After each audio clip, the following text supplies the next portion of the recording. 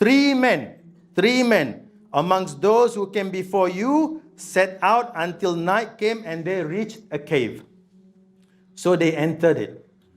A rock fell down from the mountain and blocked the entrance of the cave. They said, nothing will save you from this unless you make dua to Allah by virtue of a righteous deed you have done. So these three men together stuck in the cave behind a massive boulder. There was no way out, brothers and sisters.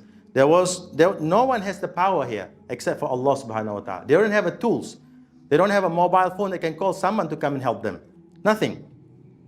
So the only one that can move and help that rock is only Allah subhanahu wa ta'ala. So what they do, they raised their hands and made dua, brothers and sisters. So one of the men said, oh Allah, I had an old parents, right? He had an old parents and he used to offer milk to his parents before his own children, even before his slaves.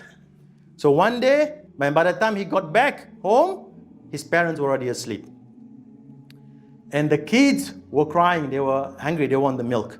But he, because he always give, as a respect, he always give the milk to his parents first, he stand out outside the door and wait for his parents to wake up. And the parents woke up at dawn. And then he gave the milk, right? And then why did he do this, brothers and sisters? And he did this because to seek pleasure from Allah by being good to his own parents. That's how important to be good to your parents. Extremely important to be good to your parents. And because of this, and he said to Allah, he said, oh Allah, if I did this so to seek your pleasure, then deliver us from this distress caused by the rock. So the rock moved slightly, but it wasn't enough for all of them to get out. The second one, he said, oh Allah, I had a cousin, and this cousin, he really loves her, right? And he wanted to have relations with her, but she refused. So a year after that, there was a big famine where they have no food, famine, and there was no food, right? So he took the advantage and offering her 120 dinars. Take this money, but on the condition that you will have a relation with me. So he went, and then the lady agreed. And then he met with her. And he gave the money, right? And then what did she say? She said, Ittaqullah, fear Allah. At that moment, he was that close. He remembered of Allah, he stopped. He let her have the money and he didn't do anything further. So he said to Allah, if I did that to seek your pleasure, then remove this distress in which we are. So the rock moved slightly. So that's the second guy. So remember, brothers and sisters, important. Ittaqullah, fear of Allah. Always remember Allah. Constantly, everything you want to do something, constantly thinking about Allah subhanahu wa ta'ala. Everything that you do. You go to work, whatever you do, you eat your food, anything. The third one, and after that, the third one, he said, oh Allah, I hired some laborers and paid them their wages except one of them. So he got quite a few people that he hired. One of them left the job without getting his money.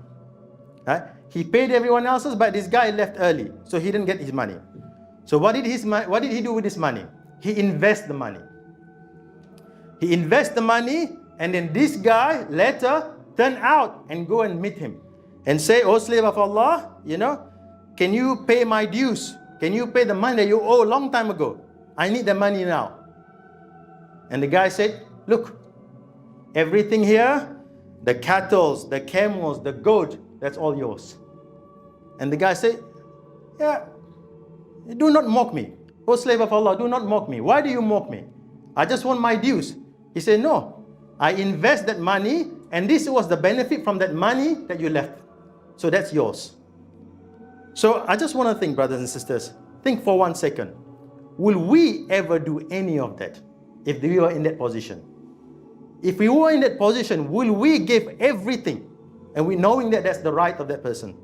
Or will we just say, maybe with, double it or triple it? But we're not going to give everything. So again, this guy said, oh Allah, if I did so and so seeking your pleasure, then relieve us from our distress. And the rock moved even further, and all three of them left the cave. Brothers and sisters, it's not a story just to feel good about it. This is a story for us to consider, to act upon it. Are we following the commands of Allah in looking after our parents? Are we doing our best to look after our parents? Are we living off sins for the sake of Allah subhanahu wa ta'ala? Do we have the righteous character as a mu'min? Will we be honest in our dealing?